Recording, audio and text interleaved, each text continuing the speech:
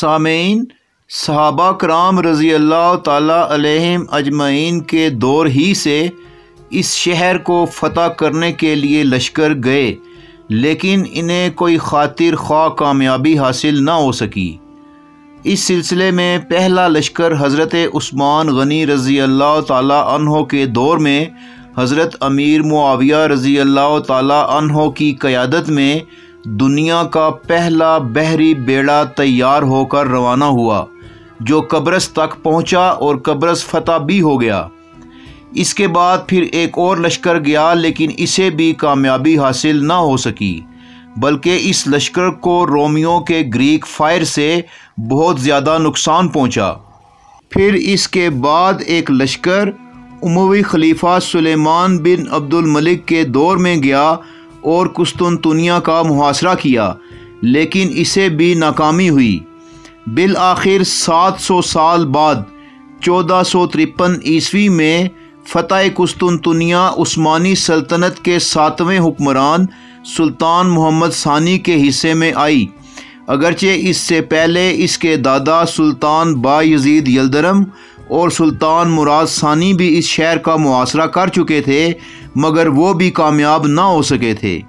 चुनांचे आज की इस वीडियो में हम आपको इस मुश्किल तरीन मुहासरे और पेचीदा तरीन जंग की सूरत हाल सुनाते हैं। लेकिन अगर आपने अभी तक हमारा चैनल सब्सक्राइब नहीं किया तो पहले उसे सब्सक्राइब कर लें और साथ ही बेल आइकन भी प्रेस कर लें ताकि आपको हमारी अपडेट्स मिलती रहें। सामेईन, 21 साला खूब रू कड़ियल जवान सुल्तान मोहम्मद सानी एक आहनी अज़्म का मालिक इंसान था। वो न सिर्फ आला पाए का जर्नैल था, बल्कि हिकमत व बसीरत का समंदर भी। वो किसी मुश्किल को खातिर में ना लाता था। उसकी उम्मीदें और हौसले फलक बोस पहाड़ों की तरह बुलंद थे। जब उसने कुस्तुनतुनिया को फतह करने की ठान ली तो उसने दुनिया की सबसे बड़ी तोप बनाने की गर्ज से आला पाए के इंजीनियर और बान के ज़िम्मा ये काम लगाया, जिसने अपनी आला फ़न्नी और तकनीकी सलाहियतों को बरूए कार लाते हुए दुनिया की सबसे बड़ी तोप तैयार की, जो इतनी बड़ी और वज़नी थी कि इसे एक मकाम से दूसरे मकाम तक ले जाने के लिए 60 बैल और 200 फौजी मजबूत रस्सों के ज़रिए खींच कर ले जाते थे, और इस तोप का एक गोला 18 मन वज़नी होता था, और जब वो ज़मीन पर गिरता था तो ज़मीन 6 फुट अंदर तक धंस जाती थी। ये गोला सख्त तरीन पत्थर ग्रेनाइट का बना होता था। ये गोला जब ज़मीन पर गिरता था तो ज़मीन में वाइब्रेशन पैदा हो जाती थी। ये कामयाबी हासिल कर लेने के बाद सुल्तान मोहम्मद सानी ने अपने बहरी जंगी जहाज़ और कश्तियाँ खलीज गोल्डन हार्म में दाखिल करने पर गौर व खोज शुरू कर दिया। सुल्तान ने खुश्की और समंदरी जंगों की तारीख़ खूब अच्छी तरह पढ़ रखी थी। वो ये भी जानता था कि एक मौका पर सुल्तान सलाहुद्दीन अयूबी रहमतुल्लाह अलैह ने अपने बहरी जहाज़ और कश्तियाँ दरियाए नील से निकाल कर खुश्की के रास्ते खींच कर बहरे अहमर में डाली थीं। उसने माहिरीन से मशवरा करके इसका हल भी सोच रखा था। बिल आखिर 23 मार्च 1453 ईस्वी को सुल्तान बाद अज नमाज जुमा अपने दारुल खिलाफा एड्रन से 1.5 लाख फ़ौज के हमरा कुस्तुनतुनिया की तरफ रवाना हुआ। अगरचे कॉन्स्टेंटाइन और यूरोप वालों को इसके इरादे का पहले ही से इल्म था, लेकिन इसके बावजूद इस बार यूरोप से कोई ख़ास इमदाद कॉन्स्टेंटाइन के लिए ना आ सकी। सिर्फ जेनेवा का एक मशहूर जंगी जर्नैल जस्टिनियानी अपने 1000 सिपाहियों समेत कुस्तुनतुनिया पहुंच गया। शहनशाह की अपनी ज़ाती फ़ौज सिर्फ 8000 थी। इसने जस्टिनियानी को सारी फ़ौज का कमांडर इन चीफ बना दिया। अगरचे सुल्तान ने 1 साल पहले ही से आबनाए बास्फोरस के दोनों अतराफ अपनी फ़ौज भेजकर किला रुमेली तामीर करके इस इलाके की नाकाबंदी कर दी थी, ताकि यूरोप का कोई बहरी जंगी जहाज़ या कश्ती मदद को न आ सके। और बहरे मरमरा में भी उस्मानी फ़ौज का बहरी बेड़ा पहुंच चुका था, जहां से कोई दूसरा जहाज़ इनकी मर्ज़ी के बगैर नहीं गुज़र सकता था। और इस तरह ये रास्ता भी कुस्तुनतुनिया को मदद नहीं दे सकता था। बहरहाल 6 अप्रैल 1453 ईस्वी को उस्मानी फ़ौज कुस्तुनतुनिया के बाहर पहुंच गई और मुहासरा कर लिया गया। सुल्तान ने दुश्मन के हिफाजती इक़दामात का बड़े गौर से जायज़ा लिया। उसने देखा कि शहर की मगरबी दीवार जिसका इन्होंने मुहासरा कर रखा था, उसके बाहर दीवार के साथ साथ एक खंदक भी खोद दी गई थी ताकि उस्मानी फ़ौज खंदक पार ना कर सके।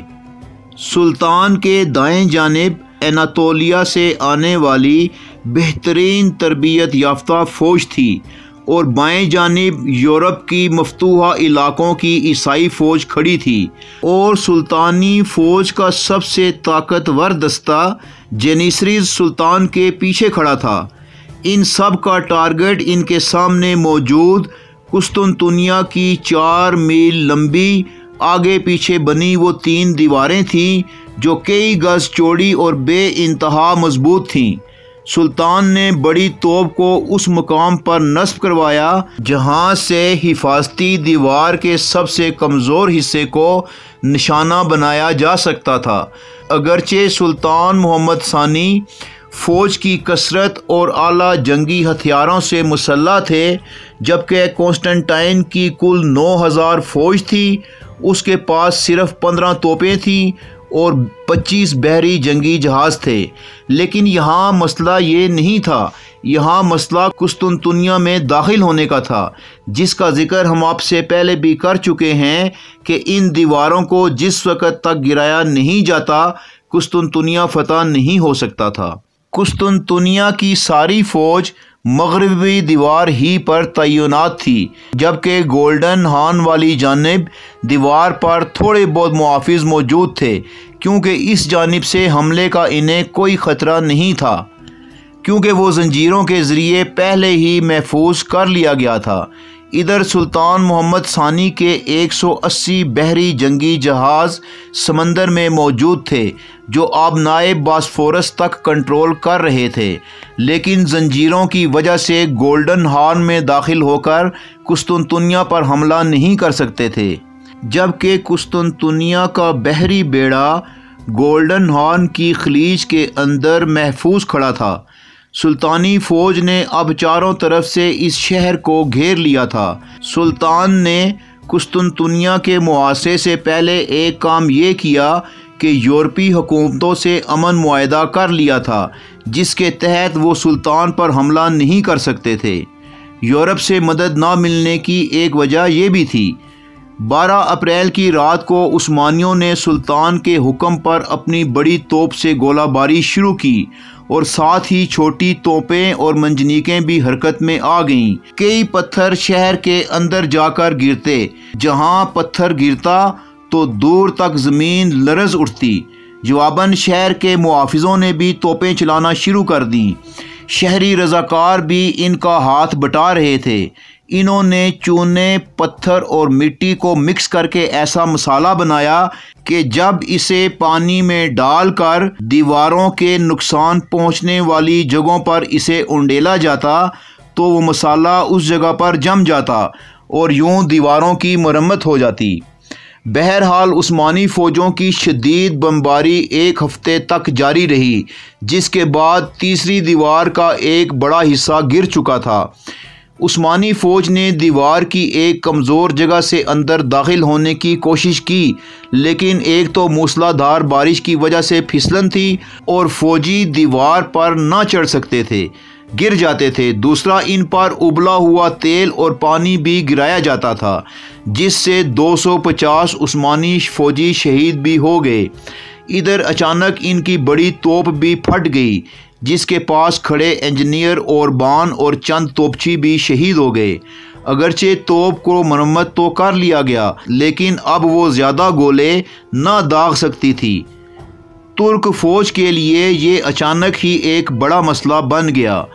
फिर एक और बुरी खबर ये आई कि हंगरी और जेनेवा ने न सिर्फ सुल्तान से किया गया अमन मुआहदा तोड़ दिया बल्कि अपनी आवाम को कुस्तुनतुनिया की मदद करने का हुक्म भी दे दिया।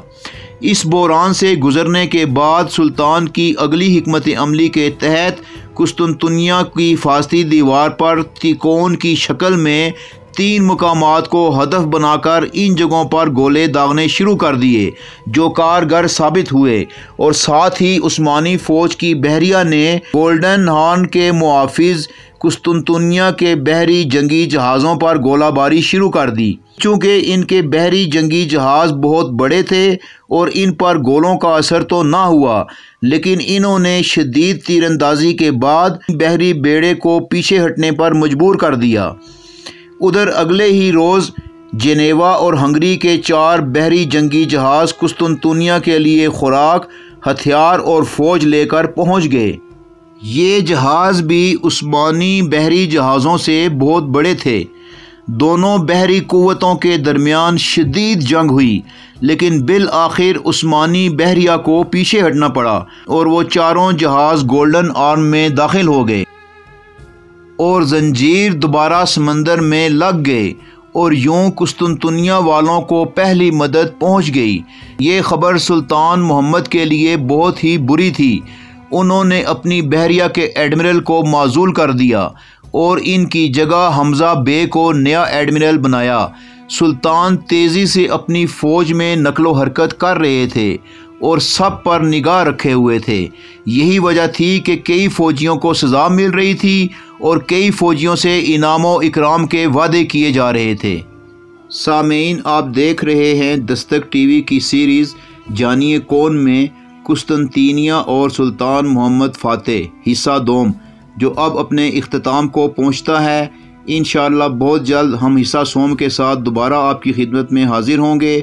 उस वक्त तक के लिए इजाज़त चाहेंगे। अल्लाह निगहबान।